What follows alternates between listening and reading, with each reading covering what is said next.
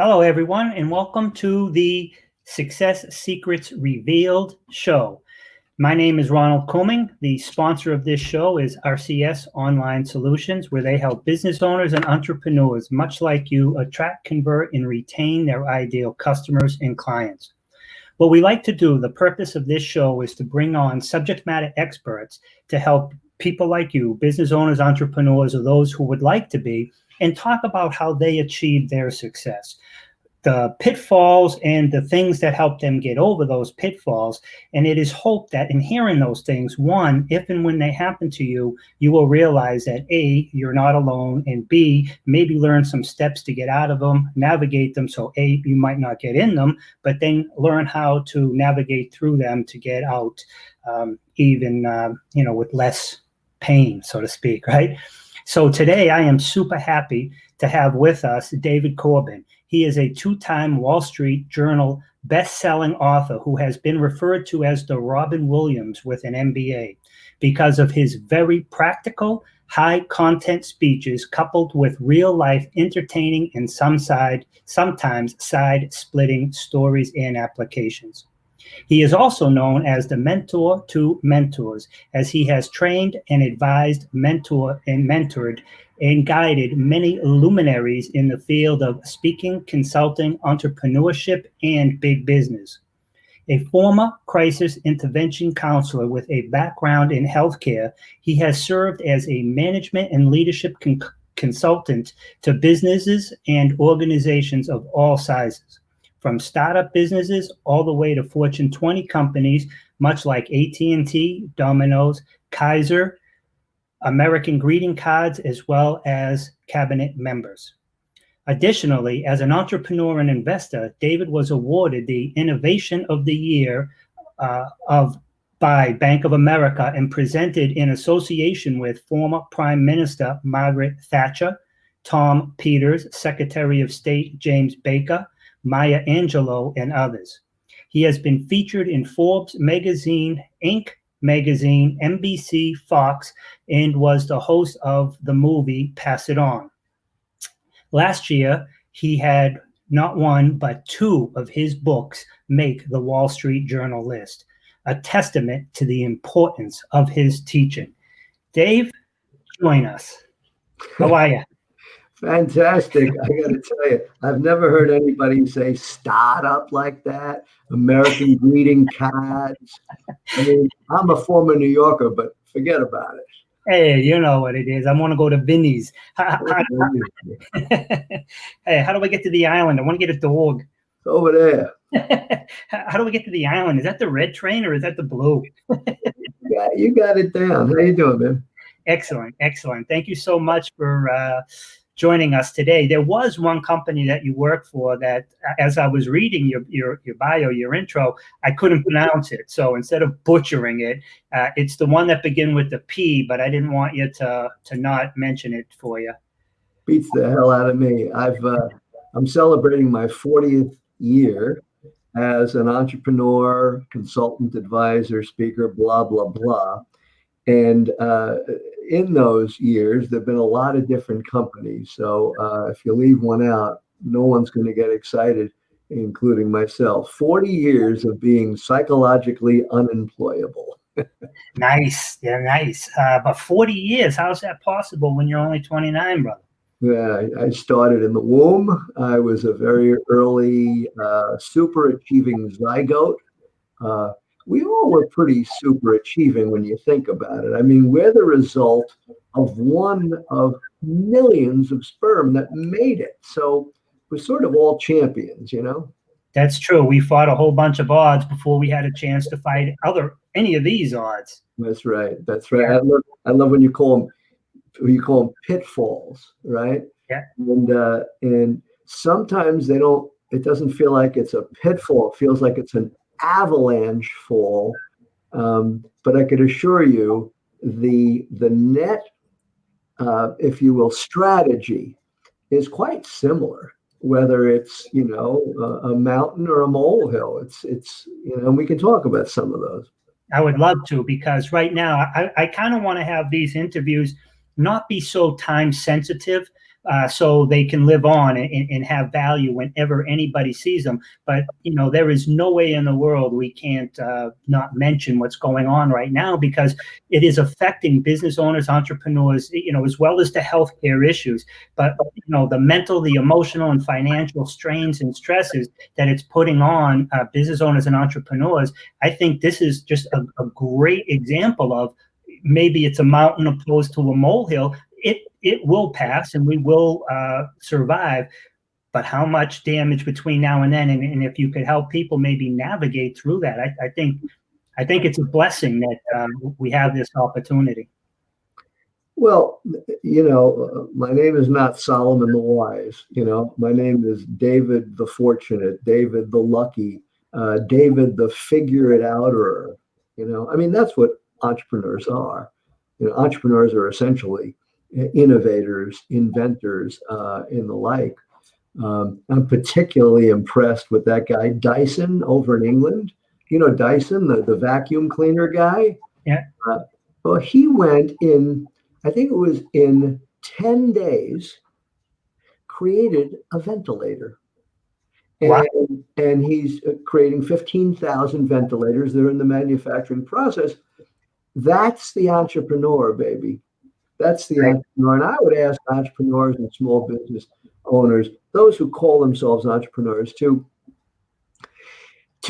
create a scenario in their mind that they're on a witness stand and they're being probed as to if indeed they're an entrepreneur. Have to defend that you are indeed an entrepreneur, because in that process, you then have to define what is an entrepreneur. You have to know what are the core functions, the job functions of an entrepreneur.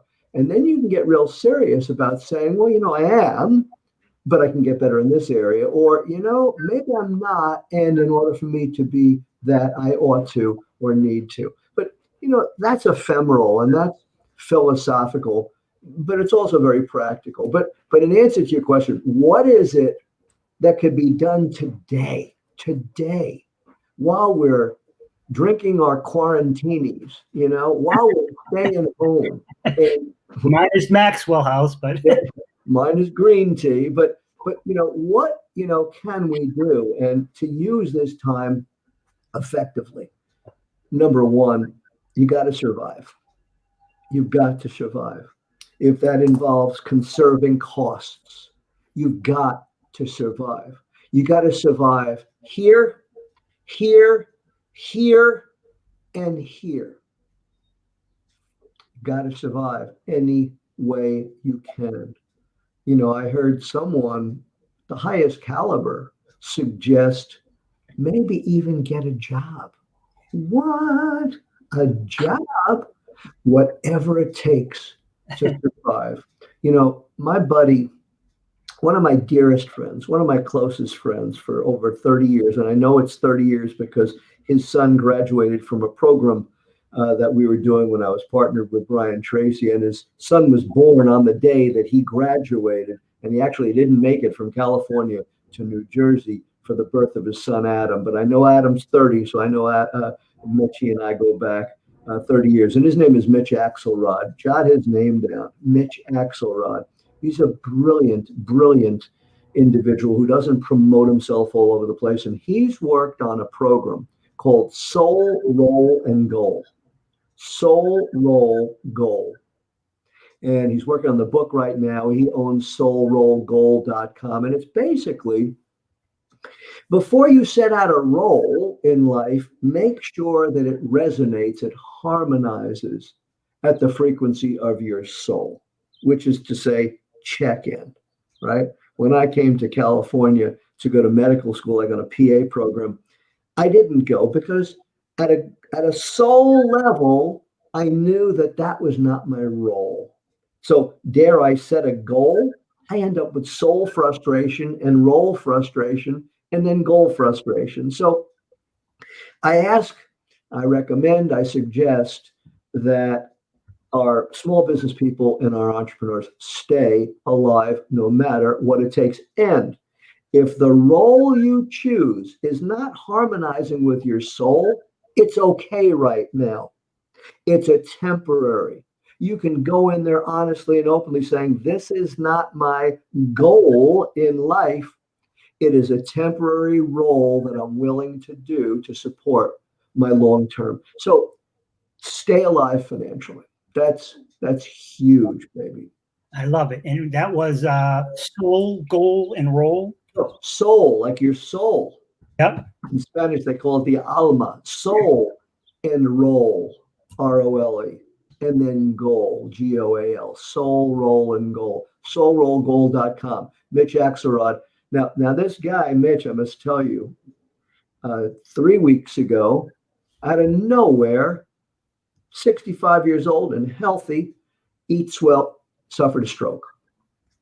My best friend. I mean, when he moved out to California, he literally lived with me here at my home for 9 months. That's how much I love this man. You can imagine how painful it was to realize how fragile and delicate life is. And had he not gone on with the stroke, and had they not taken a picture, they wouldn't have known that there was a tumor in there. They did 2 operations. He's now in rehab, and he'll come back together. But isn't life fragile? You might see on my Facebook posts, I post almost daily. I have about 6 or 7 rocks, and I pile them up. I saw them. You know, people joke and they go, yeah, you're probably super gluing it. No. I'm feeling the balance. Centering myself. Sometimes I'm actually standing on one foot while I do it, because when you're balanced as an entrepreneur, physically, emotionally, spiritually, financially, you can do so much. But when the wind blows like this seems like tsunami pandemic, you get knocked over. And when you're balanced, every day I do it. But then again, every day I have my rituals, which is another story. But the entrepreneur and the inventor, the small business person, will only exist that they could afford to balance themselves in all levels so that they could live and fight another way. I've shared with thousands and thousands of people in my audiences. It is no longer survival of the fittest. It is and always has been survival of the most flexible, the most adaptable, the most innovative. And that takes balance. That takes balance. So I suggest, number one, stay financially, solvent to the extent that you can, and do whatever the hell it takes to do that. But also make sure you're taking care of your mind and your body and your spirit. That is a must. Meditation and something that I teach called meditration. That's another conversation, but that's important. And then go about listening to the voices. What voices? I want you to hear multiple voices. What voices? The voice of your business. What is your business telling you it needs from you? If your business had a voice, listen to it. And when it asks you, what do you need to do? Then you write those down. I need to understand financial analysis, strategic planning, marketing, e-commerce, e-marketing, social media. Make a list. Yeah. And then get real serious with yourself. I tell people to, make a circle, a wheel, with a hub and a rim, and every one of those core job functions that your business spec'd in is a spoke. And you've heard me talk about this, Ron, and I'll always talk about it because it's relevant not just in a pandemic, it's relevant every goddamn day for every entrepreneur. And you write out these spokes of these core job functions, and you get serious with yourself, and you rate yourself on a scale of 1 to 10. 1 is at the hub. That means you suck. Is out at the rim. I mean, with that, you have an area of improvement. Absolutely. And then, 10 out there at the rim, that's mastery. And where you're a 7, 8, or 9, like the song goes, you got to accentuate the positive, right? But then the song goes on the 2s, 3s, and 4s, it says eliminate the negative. And I say, bullcrap, illuminate the negative. where you're a 2 or a 3, set a goal to be a 5 or a 6, and then close those gaps. Do that on one wheel. That's what you need to do. Those are the things you need to do. Then there's another wheel, and that's the B wheel. And if you listen to your business, it will tell you who you need to be to do the do. Wah! Do it and do it. And that's the shizzle, man. And it still feels so good to do that. It feels so good to do that, to close those gaps. Close those gaps. Yeah. Now, to illuminate the negative. Now, I've heard you speak on that, and you know, I've listened to you. I've been blessed to hear you on the stage probably more than 10 times, and you're one of my favorite speakers. I actually put that on a Facebook post, right? And I felt so bad because it was a 3-day event, and you know, I'm friends with like half a dozen of the other speakers, but it was just, I was speaking my truth as I typed it, you know. And so could you tell us a little bit more about that? And you actually wrote a great book called Brand Slaughter, and how people actually hurt themselves with whether they realize it or not. And I think you put up a Facebook post not too long ago, and it was about somebody who had done something, but it was so good that, you know, they were going to see his brand in a whole new light that had nothing to do with the service that he provided. But now it drew people to him because he had done something, he or she, it was a business. Well, you know, the concepts are big. Illuminate is a book that I wrote like a dozen years ago, and it's still being printed. It's still selling because, you know, it's saying nowhere in all of the positive mental attitude literature does it say we should ignore negative issues. You know, if God forbid this little spot over here was melanoma, well, then I'll just cover it up with a Band-Aid because the rest of my skin is awesome. No, we say don't cover it up, expose it and illuminate it and see, where's it coming from? What's causing it? What's keeping it alive? And what happens if you don't mitigate it? And, you know, in business and in families, we got to get real. You know, I've got one of my heroes back there is, I've got a candle, James Baldwin.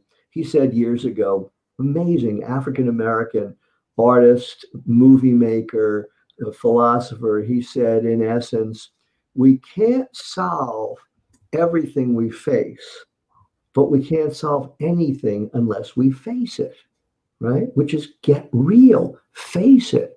And so in my book, I teach, yes, face it, follow it, and fix it. Face it, follow it, and fix it. 3 F's. I teach, if you're not effing up your business, you're effing up your business. So face it.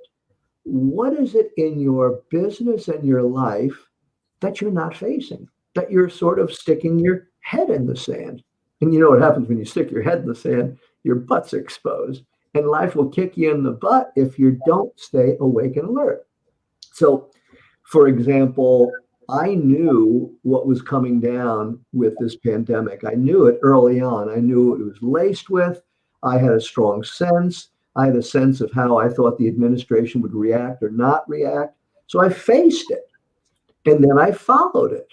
And how do I follow it? I invested heavily on what we call puts, or shorting the market. And my wife, who's the genius in all this, she's an architect, but she's great at trading. Let's say that she made lots and lots and lots of money for us. That's facing it and following it. And the fix is on that. Face it. I had a client that makes pizzas. You've heard me joke about that. I can't tell you the name, but it rhymes with Schmamino's Pizza. And they hired me to be their chief illumination officer on a project. And so we fixed it, that their profits were not sufficient to sustain their business plan. We followed it and found out that people were, pretty much buying whatever flyer blew in there. They weren't making much money on a lost leader. Follow it into the future, they're in trouble. Follow it further, And we followed it and found out, you know what? 70% of Americans don't know what they're having for dinner by 4:30 p.m. And they call up and they go, I got two kids and my neighbor's kid and my dog, and I need to feed them. What should I get? Hold, please. Boom. Well, hold. I've got an emergency here. See, what they didn't realize before they illuminated was they thought they were in the fast food industry. They were actually in the crisis intervention business and didn't realize it. So we followed it and fixed it and taught the people to say, you know, I got two kids and I got this problem. No problem. That's what we deal with. You know, you'll want this and that and these two round things of cardboard with ketchup and fake cheese and a big bottle of sugary caffeine water to keep those little SOBs bouncing off the wall. And people go, yes, that's exactly what I want. Because they illuminated and then they moved forward with that. That's a silly, simple example of illuminate, but it was worth hundreds of millions of dollars. My question is what is it in your business? Not when things were, when things were going great and whatnot, whatever. What is it that you are not facing in your business? What are you not facing in terms of your ability to deliver that which needs to be done for and with your business? And get real about that. That's illuminate. And one of the things you illuminate is your brand. Illuminate your brand, your personal brand, your business brand, because I teach that you're either building your brand, which is brand integrity, or you're killing your brand, which is brand slaughter. Brand slaughter in the first, second, or third degree, like manslaughter, but you're killing your brand. And so nothing is neutral. And I have people think, what is my brand? And then do what I call an audit of brand integrity. And that's in the book, Preventing Brand Slaughter. And then I just gave birth, I'm very proud to say, can't tell. I birthed you see, Illuminate got married to Brand Slaughter, and we created a program called the Illuminated brand for corporations and all. And it's formulaic, and it's basically understanding what are your values, the brand's values, what are your IDs. So the formula, by the way, is CV, like Charlie Victor. That stands for what are your collective values as an individual or an organization. That's CV. Plus your ID. What are your intended descriptors? How do you want people to describe you? Your CV, collective values, plus your ID, your intended descriptors, plus your ABI, your audit of brand integrity.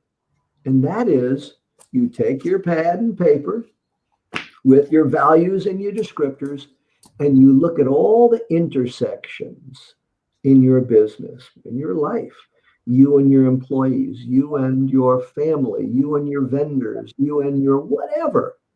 And you ask yourself with your list and your descriptors, are you in integrity with that? Cool. Or are you committing brand slaughter? You get serious. So CV plus ID plus ABI, audit of brand integrity, plus your strategic brand initiatives. That's your SBI. What are you going to do about it? Right? What are you going to do about it? Closing the gaps. That equals massive brand integrity. So that's the birth child of Illuminate and brand slaughter. Yo. Dave, that is phenomenal. My biggest gratitude and gratefulness for today is that everything you've just said is recorded, because it's so powerful and it's so descriptive. I could see myself, right? I could feel myself just, you know what I mean? Instead of being back and being the interviewer, I was like listening to you. So that's why I kind of like slid out. So, because my face, I would be just like this listening. So to me, this is priceless information for anybody who hears this today and going forward when we push it out on the radio station, YouTube, and all the other social media platforms. That was phenomenal. Thank you so much. And what did you buy puts on, the market or individual equities? Brazil, the market. I knew that they weren't going to close Disneyland. I knew it, not because I just knew it, and so we did all of those, and we're grateful. But there's a positive. The positive innovation that came out of this is, we face the fact that healthcare workers are in deep doo-doo. Yeah, my sister works at Mass General, and she tells me firsthand what's going on over there. And my nephew, who's a radio host in Worcester, Adam Webster, he also works with UMass, and he was telling me it's so. What we did is we illuminated and created something. We faced the fact that turnover, stress, and burnout before the pandemic was a $4.38 billion problem. We followed it and we saw, well, yeah, they're stressed out. They're having to do this, that. I won't go into the details. So we fixed it. We invented something which was a video with touch screen and nature video, Emmy award-winning video, Emmy award-winning music scoring guy. So the doctors and nurses can go in this small room and for 3 to 5 minutes, go from their crazy roles and goals, right? ROLES, by the way, roles and goals, down into their souls. So they can now be present with themselves and with patients. And Ron, we invented this and took it to market at Houston Methodist Hospital, one of the biggest teaching hospitals, right, research hospitals. And this was 3 months before the pandemic. It's got God's fingerprints all over it. Now we're beefing it up because with the pandemic it needs. And so we innovated. And then we realized, wait a minute, that's a $20,000 bill and it's a $500 shipping crate and $1,000 to ship and has to be built. We innovated on the innovation and we made the Rejuvenation Station Go, which is a $3,000 portable device that we could ship quickly because the clock is ticking. Now, people might be watching this well after the pandemic. Great. What is it that you're not facing that you can create and innovate and serve and love and bless others? Because that's what we do in business. Yeah, no question. I mean, the first responders, the nurses, the doctors, police, firefighters, I mean, what they're going through and what they're doing for us is phenomenal. I'm so grateful. But they are definitely suffering mentally and emotionally and physically. I mean, they're on call, but so this device that you created, I mean, you had that. I think I remembered you talking about that last year at Secret Knock, that it was in development and it was coming. Yeah. So, but once you had it, and you're right, there was a much larger version of it, but now where the need was more immediate and widespread, you pivoted, and how could you solve a bigger problem, providing outstanding value to the people who utilized it, but then going forward, the people who utilized it benefited from it. Think about all the hundreds and thousands of people collectively that they're going to come in contact with because of that pivot. That's it. Right? So that's the pivot, and that pivot can be anything from seeing an industry like the taxi and then seeing maybe a better way of doing it and coming up with Lyft or Uber. Back in the day, it was Blockbuster and coming up with something better, delivery, which was Netflix, you know what I mean? So those types of pivots, or finding something that has a system, but maybe it could be a little bit better with a small tweak or a little add-on. So you don't have to create something from the bottom up. Just find something that exists in part of it, or the delivery or the presentation. Some part of it could be a little bit better. And if you can just tweak that, add on to it, either they're going to buy you out or they're going to bring you in as a vendor, and you can write your own ticket at that time. But I love the fact that everything you've said to me so far has all been about providing value first. I mean, even when you give your Domino example, it's not, you could say it's pizza and cheese rolls, right? But you're providing crisis intervention. People at that time need to feed their kids, right?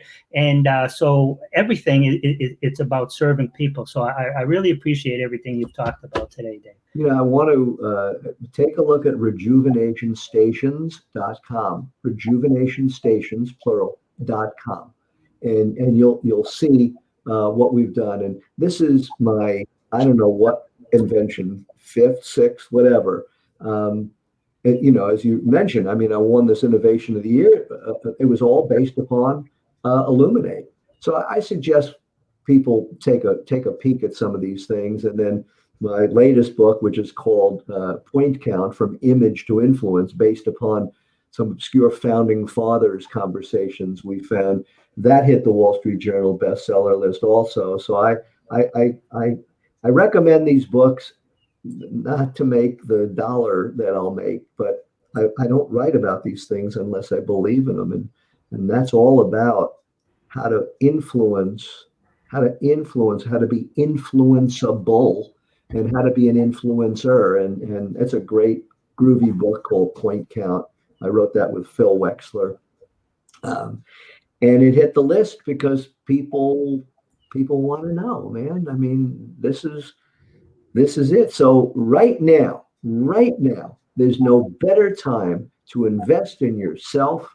Once you do your inventory of all the different spokes, there's so many free webinars. This is one of them. There's webinars, there's podcasts, there's books, there's classes. But when you do the wheel and you look at the gaps that need to close, then you look around the web and find out what you need to close. Don't run after moving objects like everyone does. Get to know all these other concepts. I call it the Cialis method. Get to know them for when the time is right. That's what you study. But study now what your business tells you need to learn and to know and to do. And prescribe it for yourself. Have massive character, determination, and discipline, and close the freaking gaps. Because when you do, your confidence goes up because your competence went up, which makes your confidence go up because and you do the eensy beensy spider up towards happiness and joy and peace of mind instead of going down that spiral of uncertainty and fear and doubt, which happens when you're quarantined. Yeah, we're all human. Catch yourself. I say catch and release. Catch yourself going down the crapper hole. Catch yourself. Let it go. Say, oh no, that's not me. Because Friedrich Nietzsche, the philosopher, said, fatigue causes man to fight battles previously won. Fatigue causes women to fight battles previously won. They've previously conquered them. But when you're tired, you go back to the old way. Maybe when you're quarantined, you go back to the old way. Maybe when you become the devil's fodder, which is the idle mind, you go back to the old way. Catch yourself, catch and release, and go, oh, no, I got it. I'm either tired or hungry or angry or lonely. I got it, but that ain't me. I'm bigger than that. Boom, step up, wow, and take back control. Don't fall into that hole. I can see you've left New York to live in California, but you're still, East Coaster all day there, brother. I love it.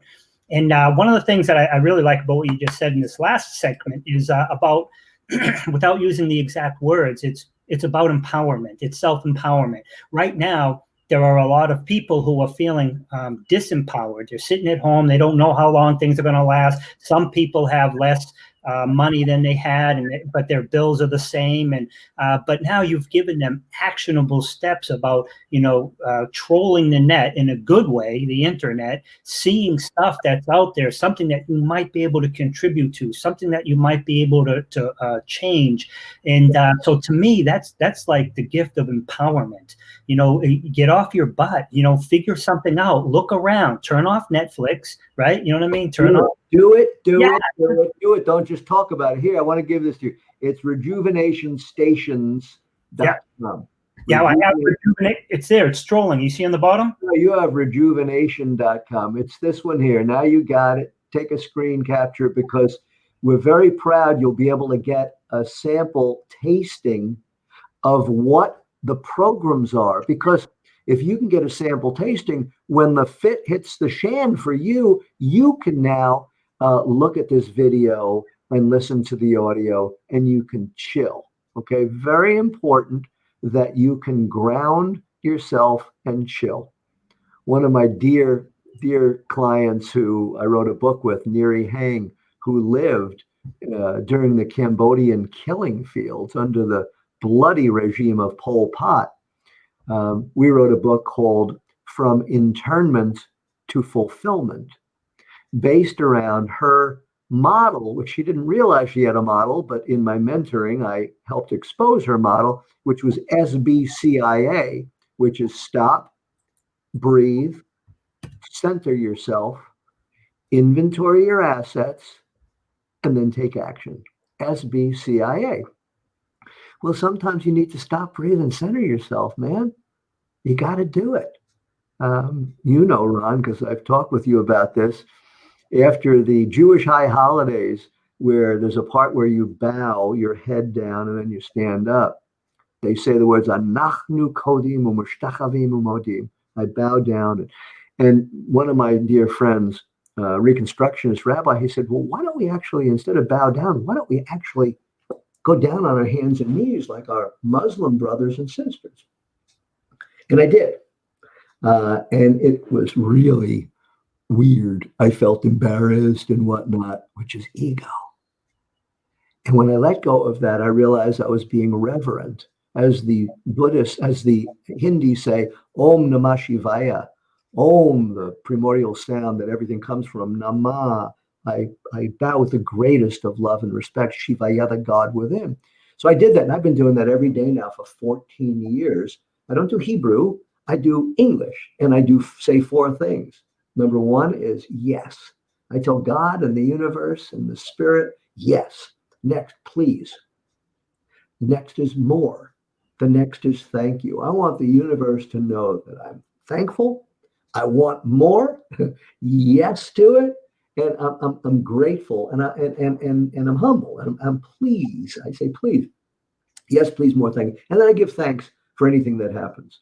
I mean, yesterday, while we were celebrating the birthday of our friend Alex Stern on Zoom, Yep. I was building something, literally building something while we were on there. I had to put a submersible pump in this plastic thing, and I invented with a 1.5-inch pipe coming out because I had overflow in an area in the septic, and the water was, I was inventing it, and I was creating it in real time, multitasking. And this morning I gave thanks to that because it worked brilliantly. I was able to celebrate my friend's birthday and create, develop, and have this thing before the next rain set in. I'm just grateful that we have been eating the best food in the world. Why? Because I'm a damn good cook. My wife loves when I cook, and we only eat organic vegetables, grass-fed and finished beef, wild-caught fish. We're very serious because we illuminated our health. Yeah. Right? You illuminated. I illuminated about 8-9 years ago, and illuminated and found out that I was obese. Well, what?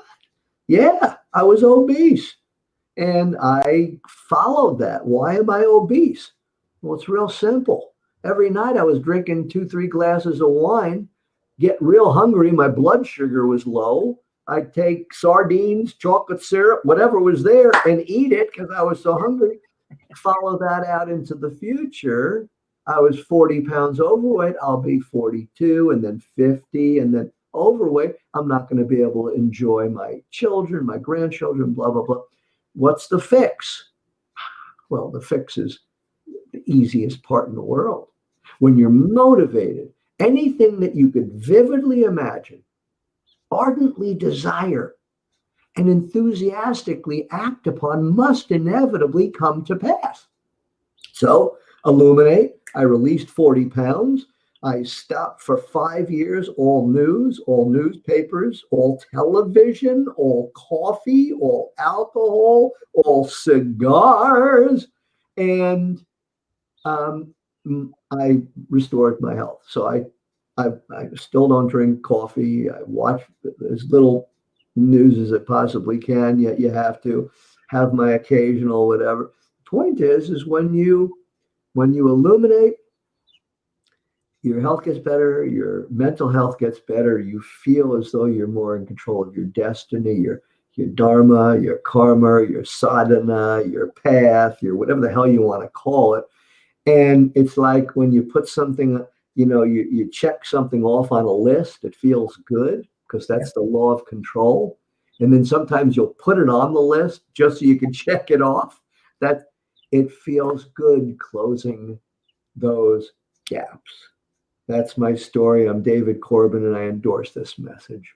Nice. I love it. Thank you so much, Dave. I want to be respectful of your time too. But if I could ask you one question, but it's going to be, could you give, because most of the people listening or will listen are business owners, entrepreneurs, or they will be. They'll try to become, right? So could we give them 3 tips on what they can do to increase their ability to achieve the success that they're seeking? Well, number 1 would be illuminate. Number 1, hands down, top of the charts, illuminate. Ask yourself, what is it that you're not facing that if you could close the gap would propel you towards achievement? What is the one thing that, make a list. And if you don't know, ask someone who knows you. They might know. So that's number 1. And I just did a 360 at the beginning of the year. Sent it out and I had people answer questions about me. What do you like about what I do represent? What do you not like? Blah, blah, blah. It's wonderful. So, get out. So ask others if you need to, but find out what is it you need to close the gap on. That's number 1. Number 2, meditation. I'll talk about this real quickly. You know what meditation is? Meditation is important. You quiet the mind. The monkey mind, the monkey chatter is going to want to talk. And in meditation, you're directed to let those thoughts just go by like a cloud. But in David Corbin's meditation, here's what you do. You have your pad and paper. And let's say on top of it, you put down an issue, a challenge, a conundrum, or that which you might be illuminating. And you just put it down there. And you have your pen. I like to write with fountain pens. You have your pen. And you close your eyes. You put yourself in a meditative position. And you had already set your phone for an alarm of about 8 or 9 minutes on it with a gentle wake up. And with your eyes closed, you allow yourself to dwell upon that issue. And with your eyes closed, you're writing. Don't open your eyes. Just allow for that process. Meditation. Meditation meets concentration, and you capture it with your eyes closed. So illuminate, meditate. Next would be hydrate and fulfill. You must feed your brain. Your brain is thirsty, needs water. Your brain is hungry, needs fat, healthy fat. You need cod liver oil, ghee, good fat, avocados, grass-fed and grass-finished beef has wonderful fat. Eat it. God made your body. God made this food. Don't eat food tainted with chemicals, antibiotics, etc. So I would say illuminate, meditate, hydrate, move. Make sure you're getting movement. When you're sitting still, you can do number 4, I guess, would be a 3x5. What is a 3x5? Choose 3 little exercises. It could be push-ups against your desk. That's all. Push-ups and just do 5 of each. It could be just stand up and do squat thrusts, or choose 3 exercises, do 5 of each. You know what happens? You're moving your body and you're also taking control, because right now we're losing a lot of control. And when you're losing control, I mean, if the governor feels like he's losing control of the president, control causes people to go backwards. So If you feel like you're losing control in life, take control by doing your 3x5. Then you might want to do a 5x15, which is what, when I work with clients, it's a report. It's called a 5x15 because it takes them no more than 15 minutes to write, takes me no more than 5 minutes to read. And maybe you could team up with friends. And it's got 3 sections. Number 1, update on what you're working on and what you're winning. Number 2 is your frustrations, challenges, and bottlenecks. And number 3 is prognosis. What do you see for the future and what do you need for the future? So that's a 5x15. I don't know how many gifts I gave there, but here's a gift. You give a lot, brother. Did it? What's it? If anyone texts to 55678, and if your message is DMC2, David M. Corbin 2, DMC2, text to that, the message is that, you'll get a free copy of one of my books. I have an ebook and the workbook, Psyched on Service, Building a Total Service Mentality. And those wheels are in there. And this is a book I wrote about 18 years ago. Mega relevant today. It's been updated. Dave, the message is, what is it? DMC2. DMC, and then the number 2, right? Yeah. Okay, so it's great. I'm going to put that on the scroll on the banner now. And going forward, I'm going to put it up here, but I'll make sure that it's in. Yeah, it's captioned. And so it's the book, and it's a workbook that I did. The secretary of the VA read the book and loved it, and then had me come and train all of the directors and the chiefs of staff of all of the 172 VA medical centers. And then we did hundreds of thousands of people with me on video. That workbook and that ebook is your gift. Yeah, I'm going to be texting it too. So I know that gift was for the listeners, but believe me, you're going to see my phone number come in, brother. This has been incredible. Like I said, I'm so, I'm listening, but I'm also learning. And I've heard you speak several times, but today I also heard some new content and new spin on some of the other content. And whenever you hear something again and a little bit differently, you just pick up different things, and it gives you, a different outlook and different ways that you might be able to utilize it. So thank you very much. In closing, is there anything else that you would like to possibly say to people who will be listening again now and or in the future? Well, I'm in my cottage, which is a building on the back of my property. When I do my mentoring, they spend the night here. It's got a full kitchen and everything, and in my office, right? And then over there is another building on my property, and that's my library. And here's my point. Have a library. Now, I've got a separate building, and it's awesome, and I got lots and lots of books. But here, let me just show you. Here's what I'm reading, or I've just been reading. Look at this. Restoring the Soul of Business. Great book. This is a cool book. Ken Rashan. If you don't know Ken, keep smiling. You gotta do that. Here's that book, by the way, From Internment to Fulfillment. I'm working on a few edits. There's Preventing Brand Slaughter. That's my own book. I have that book. Wheat Belly, because I'm always learning about health.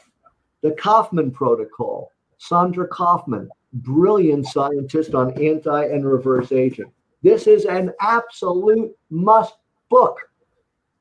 You must understand artificial intelligence. I don't mean write code, but do you understand that with artificial intelligence, companies and countries know us better than we know ourselves? Yeah. And they're not afraid to use it with their marketing and their advertising. So I teach belief, if you're not hacking yourself to your highest and best values, they are hacking you. Hack it or lose it. And if you go to my LinkedIn or whatever, you'll see a great blog on hack it or lose it. I'm reading that. This is a great one. Oh my God. I just spoke at Steve's conference. Love is just damn good business. And Steve is just one damn good thought leader and speaker. So I'm saying read, baby. Read, learn, take notes. You should see the notes. I mean, when you're serious about this, now this is my wife's copy of the book, but in my copy of the book, there's notes all over the darn place. And that's why I say read it, learn it. Look at this. These are notes just from the introduction. Right? It's some cool stuff. So yeah, I say read, learn, feed your brain, feed your head, feed your body. Then you end up feeding your wallet. You feed your heart. Your life is good. Lead a big life. So the story, and I'm sticking to it. Thank you so much, Dave. You've been amazing, brother. I'm happy to share. And thank you, Ron. You know, you and I have known each other for a long time, and I watch what you do. You're brilliant at what you do. I look at what you do, it crosses my eyes, right? Which is why we hire people like you to do what you do. And I do what I do. And when you put them together, like I'm not going to have a radio show or a podcast. Everybody says I should. I'd rather be on yours, right? I'd rather be the grandfather. I don't have to take care of it. I'd rather be the knucklehead who sits here like this and just has fun. Yes. In this case, because you're so young, it wouldn't be the grandfather, it would be the uncle, right? There you go. There you go.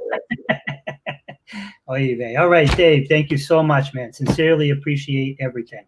We're going to do a mic drop? Yep, drop the mic. Mic drop. All right, man. Thank you, Dave. You have a great day. Peace out, brother Ron. Yep, bye for now.